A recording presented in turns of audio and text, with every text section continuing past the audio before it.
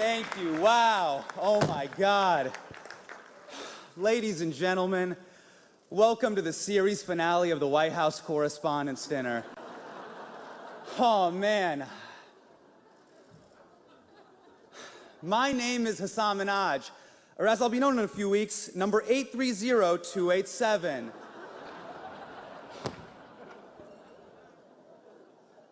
Who would have thought, with everything going on in the country right now, that a Muslim would be standing on this stage for the 9th year in a row, baby?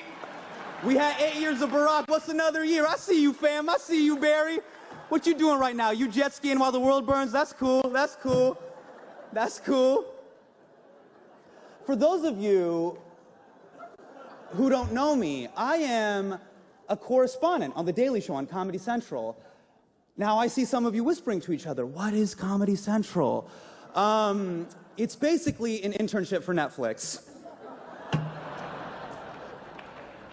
I'd like to thank Jeff Mason and the White House Correspondents Association for having me. I would say it is an honor to be here, but that would be an alternative fact. It is not. No one wanted to do this. So, of course, it lands in the hands of an immigrant. It's how it always goes down. No one wanted this gig. No one. Don Rickles died just so you wouldn't ask him to do this gig, all right? R.I.P. to Don Rickles, the only Donald with skin thick enough to take a joke like that. R.I.P. to the legend. I'm sorry. That's my only Trump joke. I was explicitly told not to go after the administration. I promise you, that's my only Trump joke. You were not told that. Believe me.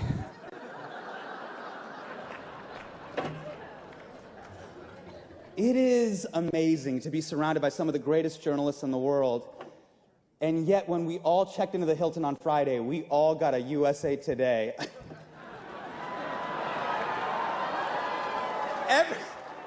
Every time a USA Today slides underneath my door, it's like they're saying, hey, you're not that smart, right?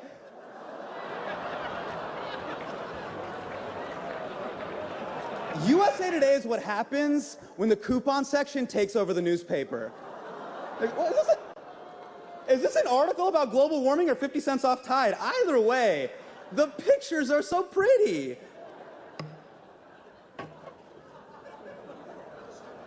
Tonight is about defending the First Amendment and the free press, and I am truly honored to be here, even though all of Hollywood pulled out now that King Joffrey is president and it feels like the Red Wedding in here. For the record, the WHCA is a group of journalists who cover the White House. They are not King Joffrey's goons, so I'm so glad you guys are all here tonight to honor a great American tradition, because we all know this administration loves deleting history faster than Anthony Weiner when he hears footsteps. So thank you for being here. Okay, listen, I get it. We gotta address the elephant that's not in the room. The leader of our country is not here. And that's because he lives in Moscow. It is a very long flight. It'd be hard for Vlad to make it. Vlad can't just make it on a Saturday. It's a Saturday. As for the other guy, I think he's in Pennsylvania because he can't take a joke. Now, for the 9 people watching on C-SPAN, there also was another elephant in the room, but Donald Trump Jr. shot it and cut off its tail.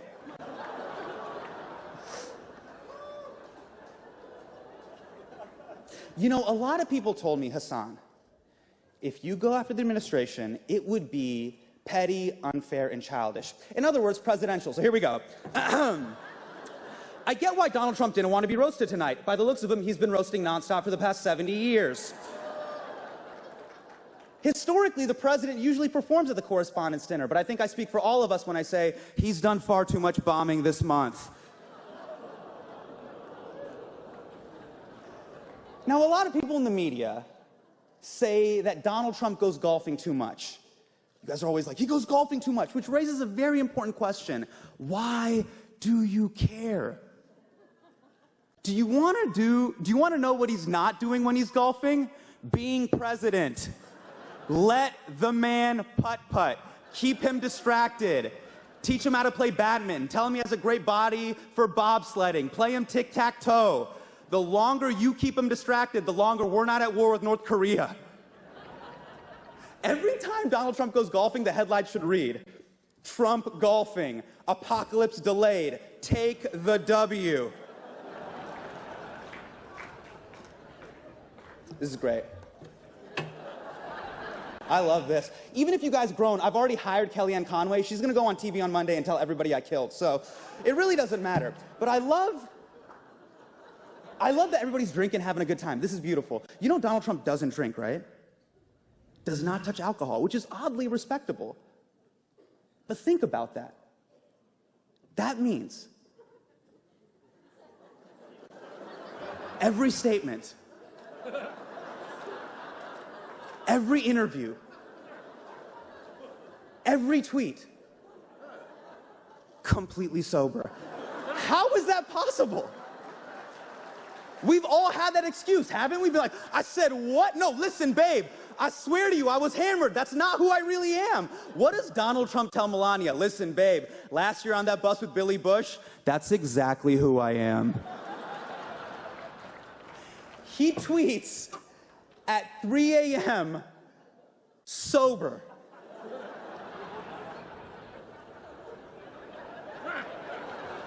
Who is tweeting at 3 a.m. sober? Donald Trump, because it's 10 a.m. in Russia. Those are business hours. You know, now that a professional wrestler is our president, anything is possible. You know that statement, anything is possible, used to have a positive connotation? Anything is possible. Now we're all like, anything is possible. Anything. The news coming out of the White House is so stressful, I've been watching House of Cards just to relax. I'm just like, oh man, a congressman pushed a journalist in front of a moving train? That's quaint. Now, it's not just the president who decided not to show up. His entire administration is not here. Betsy DeVos couldn't be here. She's busy curating her collection of children's tears. Now, a lot of people think Betsy DeVos is out of touch with working class America, but you listen to me and you listen to me right now, okay?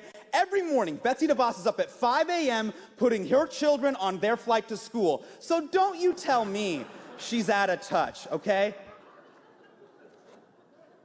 Hey, has anyone seen Rick Perry since he became energy secretary? I have a feeling he's sitting in a room full of plutonium waiting to become Spider-Man. That's just my hunch.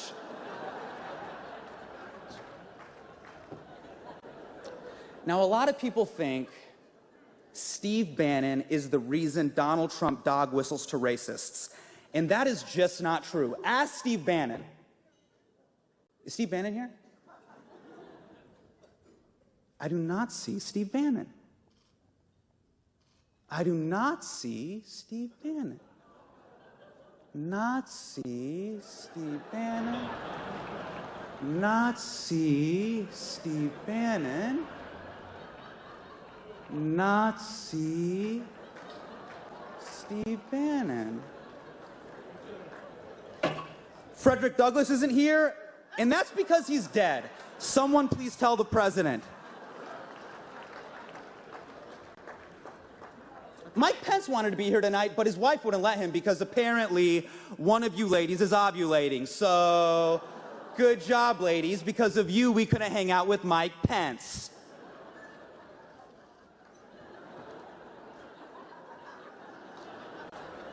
Now, Ivanka Trump isn't here either, and I wish she was.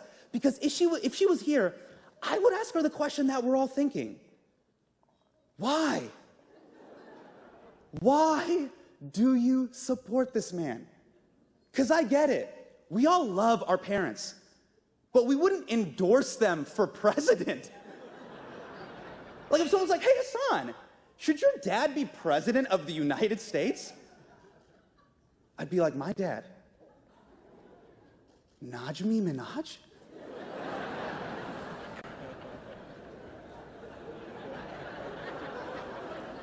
The guy who tries to return used underwear to Costco?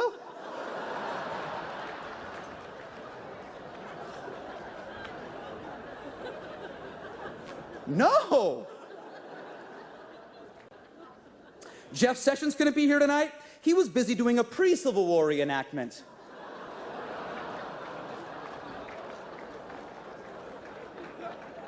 On his RSVP, he just wrote no, just no, which happens to be his second favorite N-word. You know, even Hillary Clinton couldn't be here tonight. Hillary Clinton she could have been here, but I think someone told her that the event was in Wisconsin and Michigan, so. What? What? You guys. You know, Nate Silver told me that joke would kill. Nate Silver told me there was a 74.1% chance of that joke killing. I believed you, Nate. Did you hear that groan, Nate? You can't believe I believed you, man.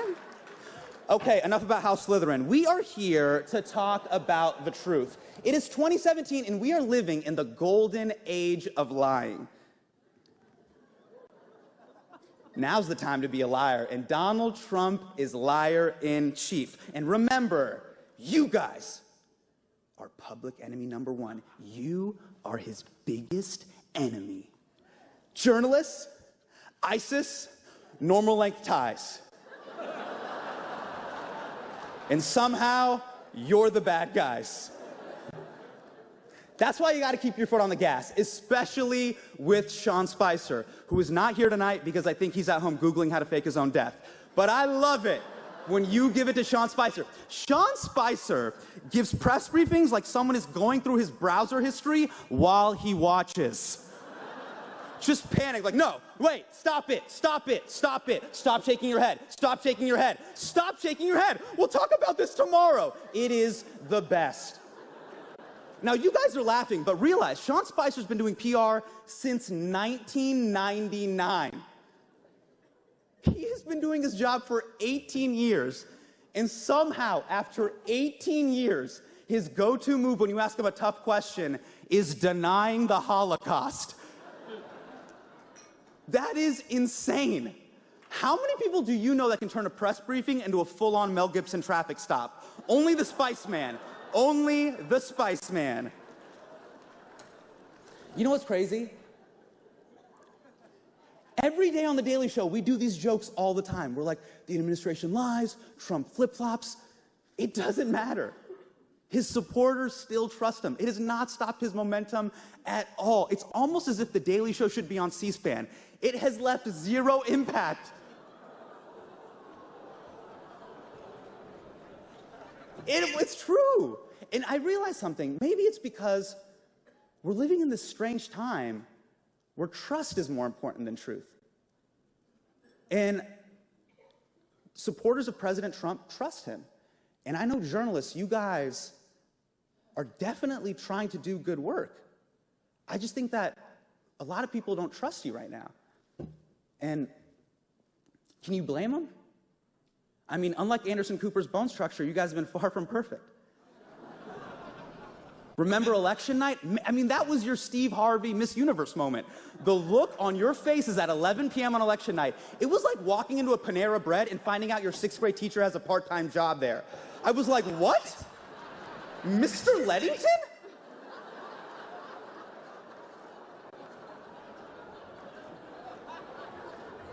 I guess you don't have all the answers. Because it was all fun and games with Obama, right? You were covering an adult who could speak English, and now you're covering President Trump, so you got to take your game to a whole new level. It's like if a bunch of stripper cops had to solve a real-life murder.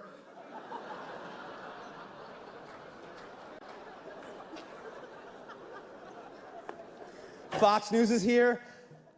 I'm amazed you guys even showed up. How are you here in public? It's hard to trust you guys when you backed a man like Bill O'Reilly for years, but it finally happened. Bill O'Reilly has been fired. But then you gave him a $25 million severance package, making it the only package he won't force a woman to touch. Now, in O'Reilly's defense, he was told by a close friend, when you're a star, they let you do it. You can do anything. You guys are having a hard time with Jesse Waters right now, too. He's on a break right now, right? He's on a break. Just like my childhood dog is staying at a farm upstate. I get it. I know that move. Now, I know some of you are wondering, Hassan, how do you know so much about Fox News? Well, as a Muslim, I like to watch Fox News for the same reason I like to play Call of Duty. Sometimes, I like to turn my brain off and watch strangers insult my family and heritage. MSNBC is here tonight, and I'm glad you guys are here tonight. That way, if I'm bombing, Brian Williams will describe it as stunning. MSNBC, it's hard to trust you guys when you send us so many mixed messages. On one hand, you tell us the prison industrial complex is the problem, and then you air 5 straight hours of lockup. You can't be mad at corporations profiting off of minorities in prison when you're a corporation profiting off of minorities in prison. It's like,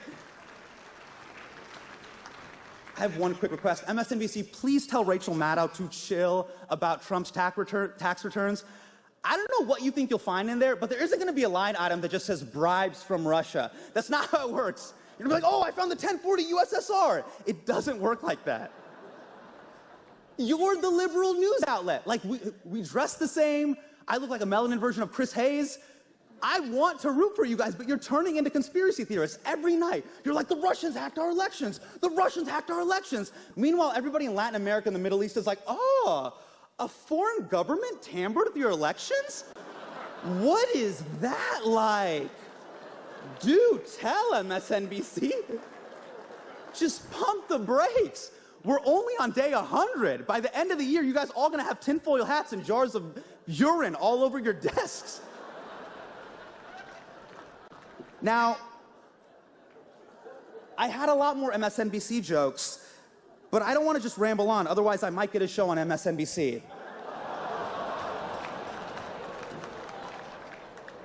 Last but not least, my favorite entertainment channel is in the building tonight. CNN is here, baby. Now, you guys got some really weird trust issues going on with the public. I'm not gonna call you fake news, but everything isn't breaking news. You can't go to DEF CON 1 just because Sanjay Gupta found a new moisturizer. Every time a story breaks, you guys go to 9 screens, 9 boxes on the screen. I'm trying to watch the news, not pick a player in Street Fighter. It's giving me anxiety. If you have 9 experts on a panel, what is your barrier of entry? Here to talk about transportation infrastructure is my Uber driver, Gary. Gary, what do you got? It just says Gary, 4.8 stars. He's like, I don't know, I got a mint. Thanks, Gary. Let's go to the countdown clock, to the next countdown clock. All you guys do is stoke up conflict. Don, every time I watch your show, it feels like I'm watching a reality TV show. CNN Tonight should just be called, wait a second, now hold on, stop yelling at each other, with Don Lemon.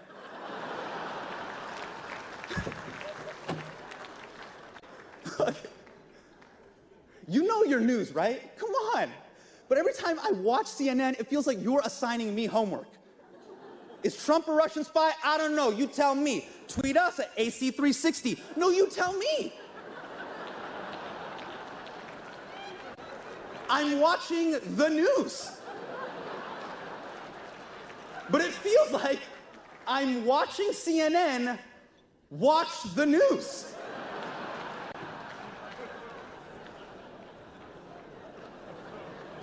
Please, just take an hour.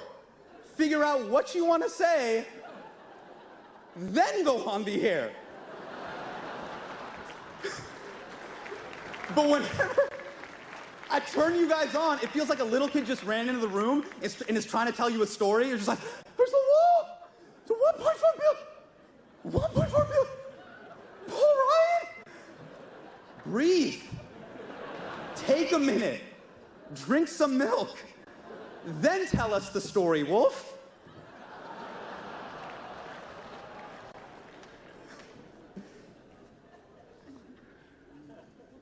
I know I'm busting balls. I don't have a solution on how to win back trust. I don't. But in the age of Trump, I know that you guys have to be more perfect now more than ever. Because you are how the president gets his news. Not from advisors, not from experts, not from intelligence agencies, you guys. So that's why you gotta be on your A game. You gotta be twice as good. You can't make any mistakes. Because when one of you messes up, he blames your entire group. And now you know what it feels like to be a minority.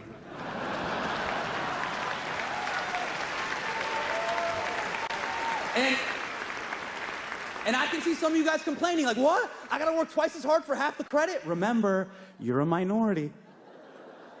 You guys got a lot more experience than me, but I got 3 decades of being brown. So if you want to survive the age of Trump, you got to think like a minority. And now that you're a minority, oh man, everyone is going to expect you to be the mouthpiece for the entire group. So I hate to say it, but somewhere right now, all of you are being represented by Geraldo Rivera.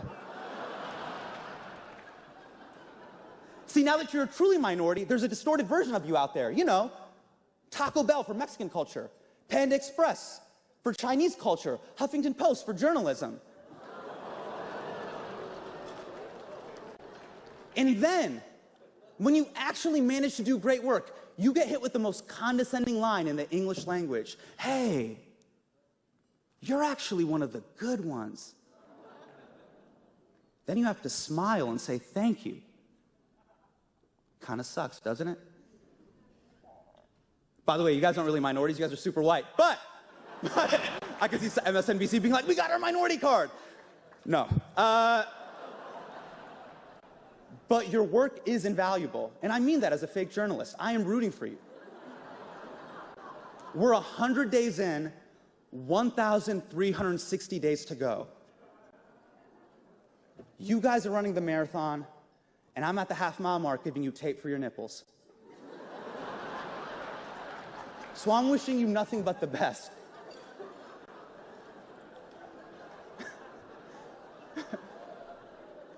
You chafed, man? You look chafed? It's a long way to go. This has been one of the strangest events I have ever done in my life. To be honest with you. Like, I feel like I'm a tribute in the Hunger Games. Like, if this goes poorly, Steve Bannon gets to eat me. But I was asked to not roast the president and the administration in their absentia. And I completely understand that. We are in a very strange situation where there's a very combative relationship between the press and the president. But now that you guys are minorities, just for this moment, you might understand the position I was in. And it's the same position a lot of minority kids feel in this country. And it's, you know, do I come up here and just try to fit in and not ruffle any feathers? Or do I say how I really feel? Because this event is about celebrating the First Amendment and free speech. Free speech is the foundation of an open and liberal democracy. From college campuses to the White House. Only in America can a first-generation Indian American Muslim kid get on this stage and make fun of the president.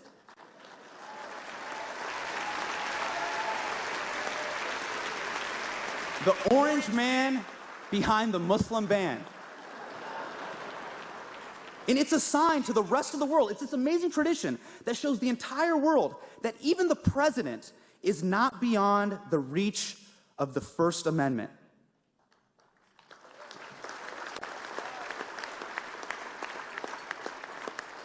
But the president didn't show up because Donald Trump doesn't care about free speech. The man who tweets everything that enters his head refuses to acknowledge the amendment that allows him to do it. Think about it. It's almost, what is it, 11? It's 11 p.m. right now. In 4 hours, Donald Trump will be tweeting about how bad Nicki Minaj bombed at this dinner. And he'll be doing it completely sober. And that's his right. And I'm proud that all of us are here tonight to defend that right, even if the man in the White House never would. So I'd like to thank the White House Correspondents Association for having me here. I want to thank all of you. I want to thank Woodward and Bernstein for inspiring a generation of journalists. And I would like to thank Donald Trump for inspiring the next. Thank you so much. It's been an honor.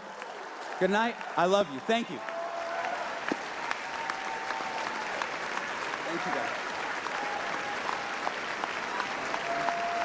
Thank you so much. Thank you, guys. Thank you. I really appreciate it. Thank you.